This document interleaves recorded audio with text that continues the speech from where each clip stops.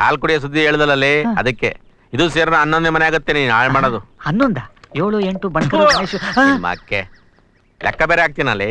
ರೊಕ್ಕ ಗಿಕ್ಕ ಕೊಡ್ತಾರೆ. ಚಾ ತರಕ್ ಹೋದ್ರ ಅಂತ ನಿನ್ ಮಕ್ಕೆ ಚಾ ಕಲ್ಗತ್ ಕೊಟ್ಟು ಸಾಯಿಸ್ಬಿಡ್ಬೇಕು ನೀನು. ಮೊದ್ಲು ನೀವಿಬ್ರು ಆಚೆ ಹೋಗ್ರಿ. ಹೋಗ್ರೆ ಬಾರೆ. ಯಾಕಮ್ಮ ಎದ್ದಳೆ ಬಾರೆ. ಏನಮ್ಮ ಇದು? ಆಡೆ ಮಾಡು.